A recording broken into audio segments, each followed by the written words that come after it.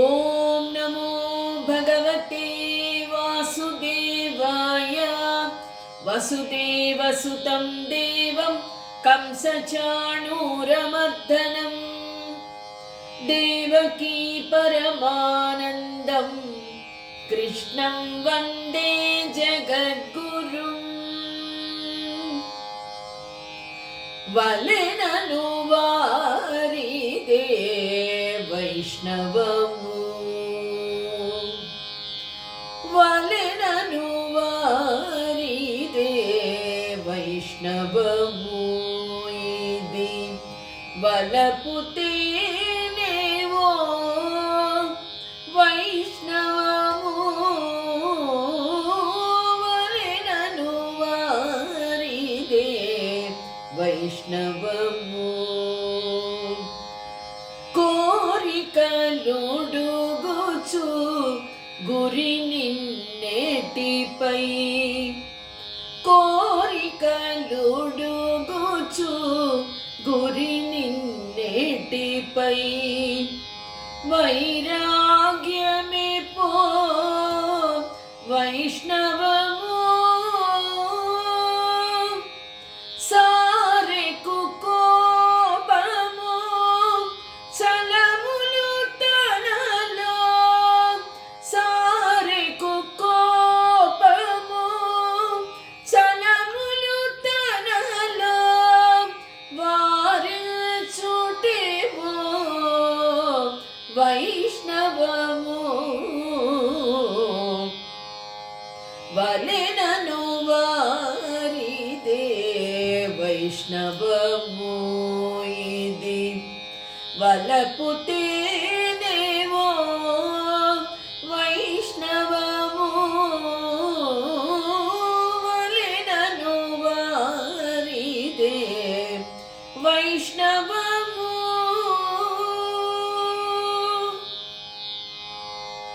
ఆత్మబంధువులారా, భగవద్భక్తులారా, ఆ అన్నమయ్య రాసినటువంటి ఈ కీర్తనలో వైష్ణవము అంటే ఏమిటి అంటే, నిజమైన విష్ణు భక్తి కలిగిన వారికి సారెకు కోపము, కోపము అనేది విడిచిపెట్టాలి. కోరికలుడుగుచు గురి నిన్నెటిపై, కోరికలు లేని వాళ్ళు ఎవరు ఉండరు, కానీ అది మోహములాగా కాకుండా గురి నిన్నెటిపై అంటే ఆ భగవంతుణ్ణి ఇక్కడ హృదయంలో నిలుపుకొని నిజంగా ఆత్మ పరమాత్మలోనే నిండి ఉండి ఆ పరమాత్మను ఇక్కడ హృదయంలో దర్శించిన వాడికి నిజమైన వైరాగ్యము కలుగుతుంది అని ఈ అన్నమయ్య రాసినటువంటి కీర్తనతో మనము దైవాసుర సంపద్విభాగ యోగంలోకి అడుగు పెడుతూ ఉన్నాము. ఓం శ్రీకృష్ణ పరబ్రహ్మణే నమః. శ్రీమద్భగవద్గీత దైవాసుర సంపద్విభాగ యోగః. శ్రీ భగవాన్ వాచ దంభో దర్పోభిమానశ్చ క్రోధః పౌరుష్యమేవ చ అజ్ఞానం చాభిజాతస్య పార్థ సంపదమాసురీ. ఇంతవరకు మనకు దైవీ సంపద ఎలా ఉంటుంది, ఆ లక్షణాలు ఎలా ఉంటాయి అని చెప్పడం జరిగింది ఆ స్వామి. ఇక ఆసురీ సంపద అంటే రాక్షస గుణాలు కూడా ఉన్నాయి. మనలోనే దైవీ సంపద కూడా ఉంది, అలాగే ఆసురీ సంపద కూడా ఉంది. పరిస్థితులను బట్టి ఒక్కొక్కసారి ఒక్కొక్క లక్షణాలు పెరుగుతూ ఉంటాయి మనిషిలో. ఆసురీ సంపద ఎలా ఉంటుందో ఆ స్వామి చెప్తూ ఉన్నాడు. దంభో దర్పోభిమానశ్చ క్రోధః పారుష్యమేవ చ. ఆసురీ దోషాలలో అతి ప్రమాదకరమైనది దంభము. మొట్టమొదటి లక్షణము దంభము. అంటే ఇక్కడ కొంతమంది ఎన్నో ధర్మ కార్యాలు చేస్తూ ఉంటారు, కానీ చేసిన దాని గురించి ఎక్కువగా చెప్పడం ప్రారంభిస్తే దంభము అంటే ఎవరో తనను మెచ్చుకోవాలని, తనకు కీర్తి రావాలని ఆశించి ఫలితాన్ని ఆశించే ధర్మ కార్యాలను చేస్తూ ఉంటారు. ఆ విధంగా చేసినప్పుడు అది ధర్మం కిందికి కాదు, అధర్మమే అవుతుంది అని ఆ స్వామి చెప్తూ ఉన్నాడు. దంభం అంటే మనం ఏదైనా మంచి పని చేస్తే దానిని చూసి, అంటే దానిని అనుభవించి ప్రయోజనాన్ని పొందిన ఎవరైతే ఉంటారో ఎదుటి వాళ్ళు సంతోషించి మనల్ని కీర్తిస్తే అది వేరే. కానీ మనం చేసిన కార్యాల గురించి మనమే ఇతరుల ఎదుట చెప్పుకోవడం, దానిని గురించి ప్రకటించుకోవడం మనం చాలా చూస్తూ ఉంటాం. అలాగే దేవాలయాల్లో ఎన్నో దాన ధర్మాలు చేస్తూ ఉంటారు. ఒక విగ్రహ ప్రతిష్టాపన చేస్తారు, అలాగే దేవాలయాల్లో ఫ్యాన్లు ఉండవు, కుర్చీలు ఉండవు. అలాగే వారి పేరుతో, అంటే వారు చేసిన ధర్మం ఫలాని వారు అని పేరు వేయించుకుంటారు. అది చాలా అధర్మమైనటువంటి కార్యక్రమం. మనం ఇచ్చిన దాని గురించి మళ్ళీ చెప్పుకోవాలా? అవసరం లేదు. ఒక మంచి పని చేసినప్పుడు దానికి మెచ్చుకోవాల్సింది ఎవరు? ఆ పరమాత్మ ఆనందిస్తాడు. ఎందుకంటే ప్రతి మనిషిలో ఆ పరమాత్ముడు ఉంటాడు కాబట్టి. మానవ సేవే మాధవ సేవ కాబట్టి. ఆ విధంగా ఇక్కడ 4 కూడలిలో నిలబడి మనం నేర్చుకున్నటువంటి విద్యలన్నింటినీ కూడా ప్రదర్శించుకోవడం లాంటిది అని చెప్తూ ఉన్నాడు. అంతేకాదు ఇక్కడ మునగబోవునప్పుడు మనల్ని రక్షించి ఒడ్డునకు చేర్చుటకు సాధనముగా ఉపయోగపడు నావయే, దానిని మన తలకు కట్టి వేసుకున్నచో అది మనల్ని ముంచివేస్తుంది. నావే కదా మనల్ని రక్షించేది అని చెప్పి ఎప్పుడు దాన్ని మన తలకు కట్టుకొని ఉండం. అంటే మనం చేసిన ధర్మము మనల్ని కాపాడాలి. ధర్మో రక్షతి రక్షితః అంటే మనం చేసిన ధర్మము 10 మందికి ఉపయోగపడి వారంతా సంతోషంగా ఉంటే మనం సంతోషంగా ఉంటాం. అంతేగాని ఫలితాన్ని ఆశించి ఈ ఆసురీ సంపద ఎవరికైతే ఉంటుందో, ఆసురీ సంపదలో దంభం ఒకటి ఎప్పుడు చెప్పుకుంటూ ఉంటారు. అది ఒక ఆసురీ సంపద. ఇక దర్పము అంటే ఇక్కడ చూడండి, కొందరికి ధనమదం, కొందరికి యవ్వనమదం, కొందరికి విద్యామదం. అంటే ఇక రకరకాలైనటువంటి గర్వాలు ఉంటాయి. కొంతమంది చాలా అందంగా ఉన్నాను, నేను చాలా బాగున్నాను, నేను చాలా అందంగా ఉన్నాను, నాకంటే ఎవరు అందంగా లేరు, అది యవ్వనమదం. ధనము, ఈ ప్రపంచంలో నాకంటే కోటీశ్వరుడు ఎవరు లేరు అని ఎక్కువగా ఆడంబరాన్ని ప్రదర్శించడమే కాకుండా తమకు తామే గొప్పలు చెప్పుకుంటూ ఉంటారు.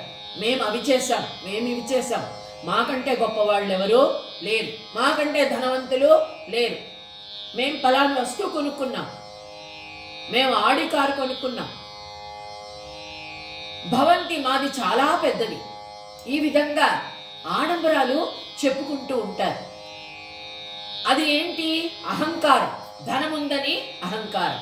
విద్యామదం, నాకంటే పాండిత్యవంతులు ఎవరూ లేరు, మనకున్న జ్ఞానము మహాసముద్రంలో ఒక బిందువు కన్నా చాలా తక్కువ.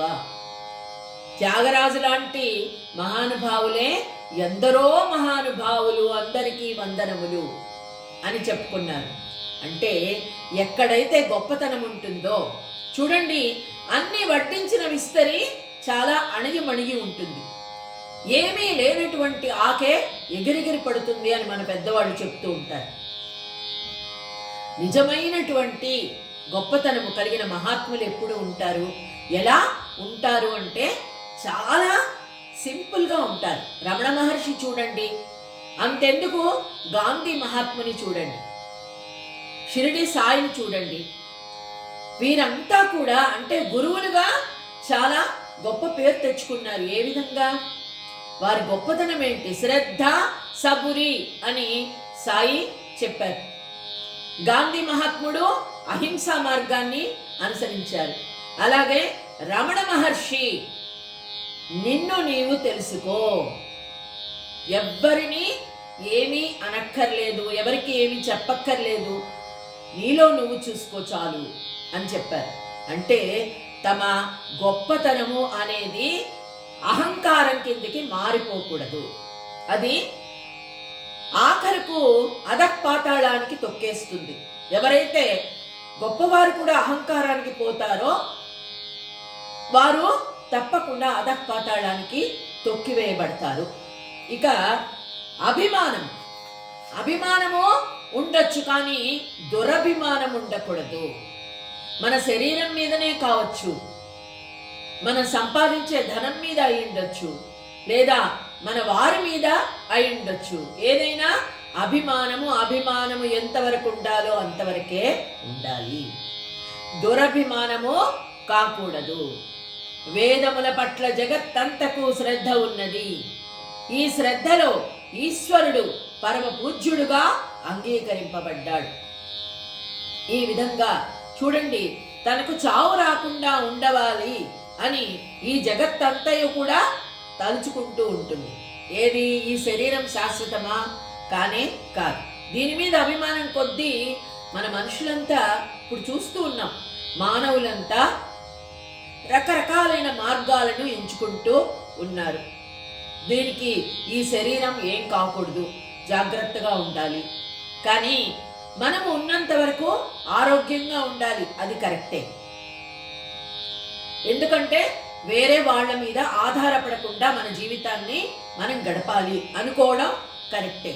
కానీ అందుకోసమని ఏవేవో అనేక విధాలైనటువంటి మార్గాలు ఎంచుకుంటూ అనేక విధాలైనటువంటి వైద్య సదుపాయాలు అవి కావాలి ఇవి కావాలి, మందులు ఎక్కువగా మింగుతూ ఆహారము సరిగ్గా భుజించకుండా, నియమిత ఆహారం లేకుండా ఇష్టం వచ్చినట్లుగా ఆహారాన్ని భుజిస్తూ, వేళకు తినకుండా వేళకు నిద్రపోకుండా ఈ విధంగా ఉన్నామనుకోండి, శరీరం తప్పకుండా దెబ్బతింటుంది. అభిమానం కొద్దీ అంటే ఈ దేహాభిమానము మీద మనము చేయకూడని అనేక కార్యాలు చేస్తూ ఉన్నాం. ఆ అభిమానము ఆసురీ సంపద, అది కూడా ఆసురీ సంపద. ఈ జగత్తంతా కూడా అంటే భగవంతుడి మీద దృష్టిని వదిలివేస్తున్నారు. ఈ శరీరం శాశ్వతము, ఇదే శాశ్వతము, ఈ భోగాలన్నీ శాశ్వతము, ఈ ఐశ్వర్యము శాశ్వతము అనుకుంటూ, అంటే దేహాభిమానము ఉండొచ్చు కానీ దురభిమానము ఉండకూడదు. దుర్యోధనుడి గురించి మనం విన్నాం కదా.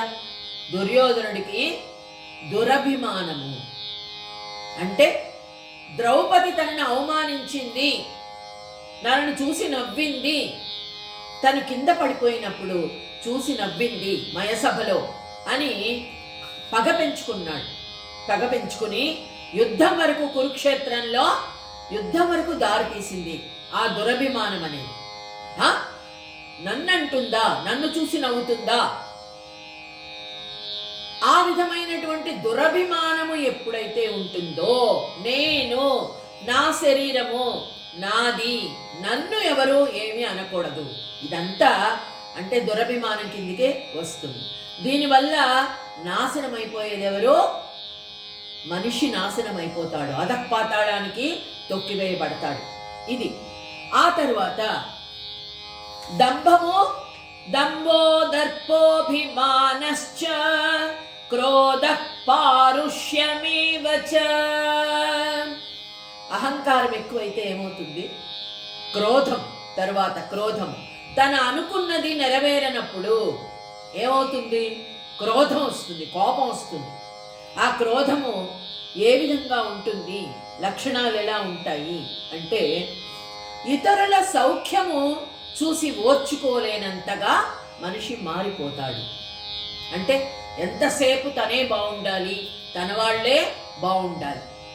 ఎదుటి మనిషిలో ఒక విద్య లేకపోతే సుఖము, ఎదుటి మనిషి సుఖంగా ఉన్నాడు, ఎదుటి మనిషికి ధనం ఎక్కువగా ఉంది, తనకంటే చాలా బాగున్నాడు అనుకున్నప్పుడు వాడిని చూసి చాలా కటువుగా ప్రవర్తిస్తాడు. ఇతరులతో నడుచుకునే పద్ధతి మారిపోతుంది. ఏది చూసినా అంటే ఏ పని చేసినా క్రోధమే వస్తుంది, అనవసరంగా కోపం అనేది వస్తుంది. చూడండి, మరక కాచిన నూనెలో నీటి పొట్టు వేసామనుకోండి, అది చిటపట చిటపటమని శబ్దం వచ్చి ఆ పైకంతా కూడా ఎగసి పడుతుంది నూనె. అదేవిధంగా చంద్ర దర్శనం వలన నక్క వ్యాకులము పొందు రీతిని, అంటే చంద్రుణ్ణి చూస్తే చల్లగా ఉంటాడు. చంద్ర దర్శనం వలన మనందరం కూడా అంటే హాయిగా చాలా సుఖంగా ఫీల్ అవుతాం. అది నచ్చనిది ఎవరికి అంటే ఒక నక్కకు అంటున్నాడు. అంటే ఇక్కడ ఒక మోసంతో కూడుకున్నటువంటి మనిషి క్రోధం ఎప్పుడూ కూడా క్రోధంతోనే మండిపోతూ ఉంటాడు.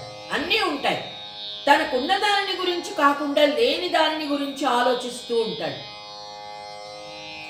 ఎదుటి మనిషికి ఉన్నది తనకు లేనిది, దానిని చూసి చాలా బాధపడుతూ ఉంటాడు. దానితో క్రోధం వస్తుంది. ఎందుకో తెలియదు తన మీద తనకే కోపం ఆ విధంగా ఉంటుంది.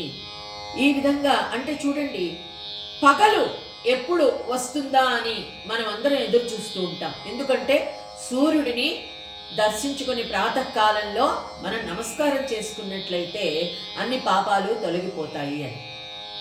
కానీ దొంగకు ఏ విధంగా ఉంటుంది? చీకటిగా ఉన్నంత వరకు మాత్రమే దోచుకోవడానికి వీలవుతుంది. పగటిని ఓర్చుకోలేడు, వెలుగును చూసి ఓర్చుకోలేడు, ఎందుకంటే తను పట్టుబడతాడు కాబట్టి. అదేవిధంగా ఒక అజ్ఞాని ఎలా ఉంటాడు? తమస్సులోనే ఉంటాడు. తమస్సు అనేది చీకటి. ఏది చీకటి? అజ్ఞానం అనేది చీకటి. ఆ చీకటిలోనే కొట్టుమిట్టాడుతూ ఉంటాడు. ఎంతసేపు నేను బాగుపడాలి, నేను బాగుండాలి, నా వాళ్లే బాగుండాలి, మిగతా వాళ్ళందరూ కూడా బాగుపడాలి, సర్వేజన సుఖినో భవంతు అని కోరుకోవచ్చు. కానీ ఆ విధంగా కోరుకోడు. అందరూ నాశనం అయిపోవాలి, నేనే బాగుండాలి. ఇదేంటి? దీనివల్ల ఏమవుతుంది? ఆసురి సంపద, క్రోధం అనేది కలుగుతుంది. చూడండి, ఇతరుని విద్య మరియు సుఖాది ఐశ్వర్యములను చూచి ఎవని క్రోధము మండిపడునో ఆ మనోవృత్తినే క్రోధము అంటారు. ఆ క్రోధాన్ని ఎవరి మీద చూపిస్తాడో తెలియదు, ఎందుకు చూపిస్తాడో తెలియదు. ఇక పారుష్యం అంటే ఏంటి? చూడండి, కొంతమంది చూడ్డానికి కూడా కఠినంగానే ఉంటారు, మాటలు కూడా చాలా కఠినంగానే ఉంటాయి.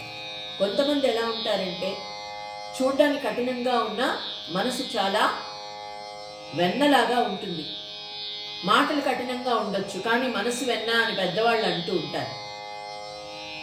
అలాంటి వాళ్ళని నమ్మొచ్చు మనం. కానీ కొంతమంది చూసినా మాట్లాడినా బాణాలు లాంటి మాటలతో ఎదుటి మనిషిని బాధ పెడుతూ ఉంటారు. చూస్తేనే భయంకరంగా అనిపిస్తూ ఉంది. మాటలు ఎలా ఉంటాయి? బాణాల్లాగా ఉంటాయి.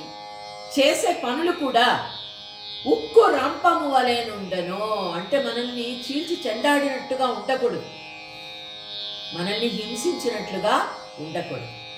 మానసిక హింస అనేది శారీరక హింస కంటే చాలా భయంకరమైనది. మన మాటే నాస్తి, మాటే భూస్తి అని మళ్ళీ మళ్ళీ మనం చెప్పుకోవాలి. మనం మాట్లాడే మాట, మనం నడుచుకునే పద్ధతి ఎదుటి మనిషి బాధపడకుండా సంతోషించే విధంగా వీలైతే మనం ప్రయత్నం చెయ్యాలి. అది ఇక్కడ ఈ రీతిగా ఉండాలి. కానీ అధముడు ఎలా ఉంటాడంటే చూడ్డానికి కూడా చాలా పరుషంగా ఉంటాడు, కఠినంగా ఉంటాడు. ప్రతి చిన్న విషయానికి కొంతమంది ఎదుటి వారిని పరుషమైనటువంటి మాటలతో బాధ పెడుతూ ఉంటారు, కఠినంగా ఉంటారు. వారి మాట కఠినమే కాదు, వారి మనసు కఠినంగా ఉంటుంది, వారి రూపు కూడా చూడగానే చాలా మంది భయపడిపోతూ ఉంటారు. అది పారుష్యము, ఇది ఆసురి సంపద. ఇక అజ్ఞానం, అజ్ఞానం చాభిజాతస్య పార్థ సంపద మాసురీ. ఇప్పుడు చెప్పిన లక్షణాలన్నీ కూడా అజ్ఞానం కిందకే వస్తాయి, అంతే కదా. దంభము, అలాగే దర్పము, అహంకారము, క్రోధము, ఒకదానికి ఒకటి అన్నదమ్ముల్లాగా. అలాగా ఇక్కడ చూడండి అజ్ఞానం యొక్క లక్షణాలు ఎలా ఉంటాయి అంటే, ఒక మారు అగ్ని భగభగ మండి భక్షించడానికి ఆరంభించినప్పుడు ఏది తినాలి ఏది తినకూడదు అని ఉంటుందా అగ్నికి? అగ్నికి ఆహుతి అయిపోయినట్లుగా. అంటే అజ్ఞానము ఆ విధంగా మనిషిని నీచమైన స్థితికి దిగజారుస్తుంది. తను చేస్తున్న పని మంచిదా చెడ్డదా, తను ఏ విధంగానూ ప్రవర్తిస్తున్నాను, నేను ఎదుటి మనిషితో ఏ విధంగా నేను ఉంటున్నాను, నేను చేసే పని వల్ల ఎంతమంది బాధపడుతూ ఉన్నారు అని అజ్ఞాని ఆలోచించే స్థితిలో ఉండడు. ఇవన్నీ దాటిపోతాడు. ఆ స్థితి అజ్ఞానము. అదే మనం చెప్పుకున్నాం చీకటి, తమస్సు. అంతర్జ్యోతి ఎప్పుడైతే వెలిగించుకుంటామో, ఇక్కడ దీప ప్రకాశం అనేది ఇక్కడ కలగాలి. బయట మనందరము రకరకాల దీపాలు వెలిగిస్తూ ఉన్నాం. కార్తీక మాసం వచ్చిందంటే 365 ఒత్తులు వెలిగించాలి. రకరకాలుగా దీపాలు వెలిగిస్తూ ఉన్నారు కదా. గుళ్ళకు వెళుతూ ఉన్నారు, అభిషేకాలు చేయించుకుంటూ ఉన్నాం. అలాగే పౌర్ణమి, కార్తీక పౌర్ణమి ఎన్నో దీపాలు వెలిగించుకుంటూ ఉన్నాం. కానీ మనలో ఉన్నటువంటి అజ్ఞానం అనేటువంటి చీకటిని తొలగింపచేసే జ్ఞానం అనే అంతర్జ్యోతిని వెలిగించుకోవాలి అన్న ప్రయత్నం ఎంతమంది చేస్తున్నామో ఆలోచించండి. చేయట్లేదు. భగవంతుణ్ణి అంటే ఇక్కడ నిలుపుకోవాలి. ఇక్కడ జ్యోతిని, అంతర్జ్యోతిని వెలిగించుకున్నట్లయితే ఆ ప్రకాశం వెలుగులో నిజమైన జ్ఞానం ఏంటో తెలుస్తుంది. ఇక్కడ చూడండి, స్పర్శమణి ఇనుము బంగారములందు ఏ విధమైన భేదభావము కలిగి ఉండని రీతిని. అంటే స్పర్శమణి ఒక ఇనుమును పట్టుకున్నా అది బంగారంగా మారిపోతుంది.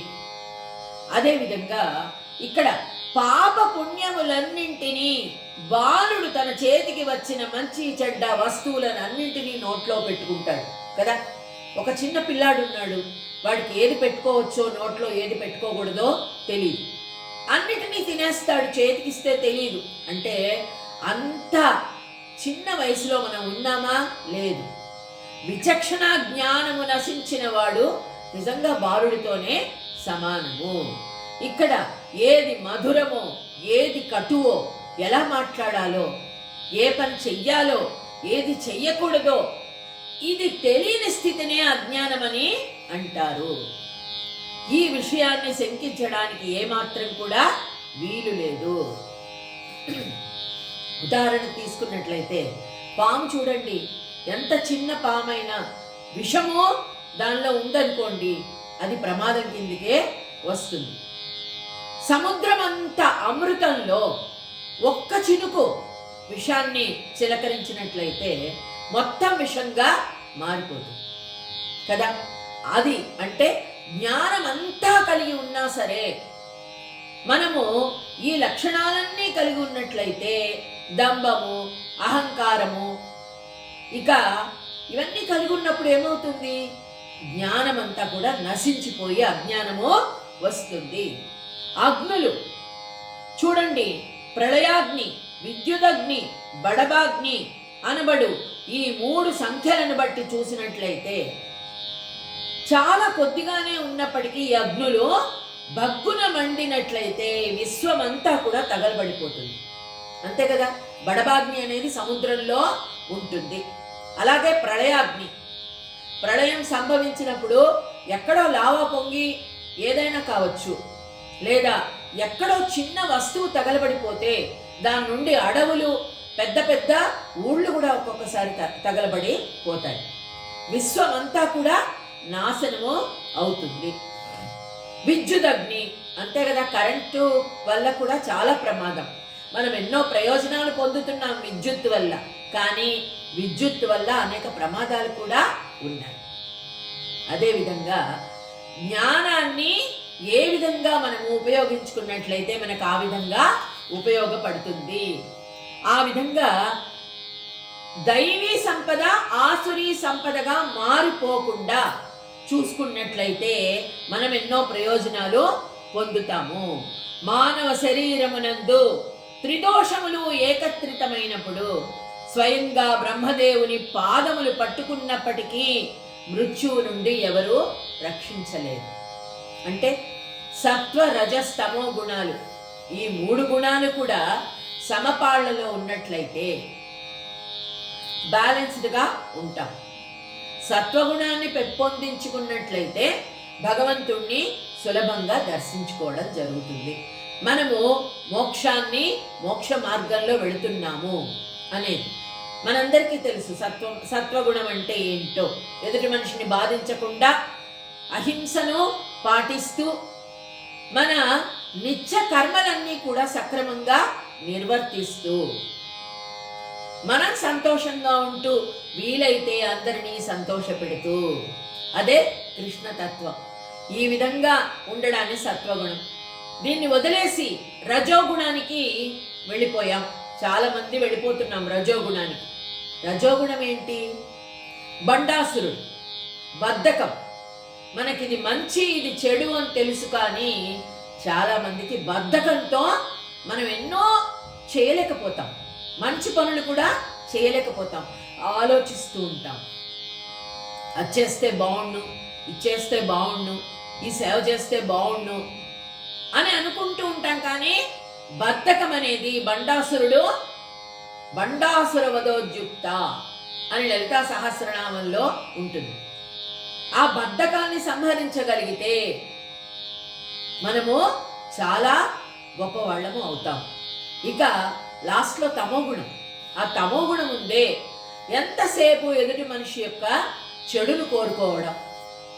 వాడు చెడిపోవాలి, నా ముందు సంతోషంగా ఉండడానికి వీల్లేదు. ఎప్పుడు కూడా ఎదుటి మనిషి నాశనాన్ని కోరుకుంటూ తనలో తనే క్రోధంతో కోపంతో రగిలిపోతూ సంతోషంగా ఎలా ఉండాలో తెలుసుకోలేక ఈ విధంగా తమో గుణాన్ని పెంచుకుంటూ ఉన్నాడు మనిషి. ఈ 3 వల్ల ఏమవుతోంది?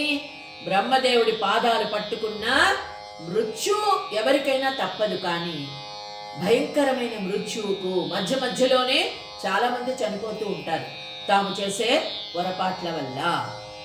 ఈ షడ్దోషముల పునాది పైననే ఆసురీ సంపద యొక్క భవనము నిర్మింపబడి ఉంది. ఇప్పుడు మనం చెప్పుకున్నటువంటి లక్షణాలన్నీ, దంభము, దర్పము, క్రోధము, అజ్ఞానము, ఇవన్నీ కూడా, ఈ లక్షణాలన్నీ కూడా ఆసురీ సంపద యొక్క పునాది లక్షణాలు. ఈ లక్షణాల వల్ల ఎలా ఉంటుంది అంటే, ఈ 6 దోషాలు సమాప్తమైనప్పుడు ఏ విధంగా ఉంటుంది? 7 కొండలు గల తేలు ఖర్చు రీతిని 6 దోషములు మనుష్యుని కాటు వేస్తాయి. అంటే ఒక్కొక్కసారి ఎంత మంచి వాళ్ళైనా సరే ఈ లక్షణాల చేత చాలా చెడ్డవారుగా మారిపోతారు.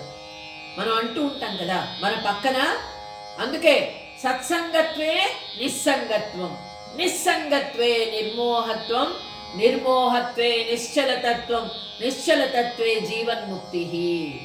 చూసారా, సత్సంగాన్ని మనం ఎప్పుడు కూడా చెయ్యాలి. ఈ లక్షణాల దగ్గరికి రాకుండా ఉండాలి అంటే సత్సంగం, మంచి వారితో సహవాసం చెయ్యాలి. సహవాస దోషం వల్లే ఎన్నో జరుగుతాయి. నేను ఈ మార్గానికి పోను అని చెప్పి సాంసారిక జంజాటమున మునిగిపోకుండా ఉండాలి. ఇలా కాకుండా ఆసురీ సంపదకు లొంగిపోయినట్లయితే ఏమవుతుంది?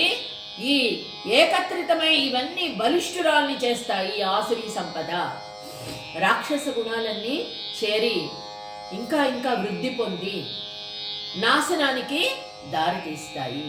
కాబట్టి ఇంత గొప్ప లక్షణాలు, అంటే ఇంత నీచమైన లక్షణాలను ఎవ్వరూ కూడా దగ్గరికి కూడా రానివ్వకూడదు అంటే దైవీ సంపదను మనము తీసుకోవాలి. ఓం శ్రీకృష్ణ పరబ్రహ్మణే నమః.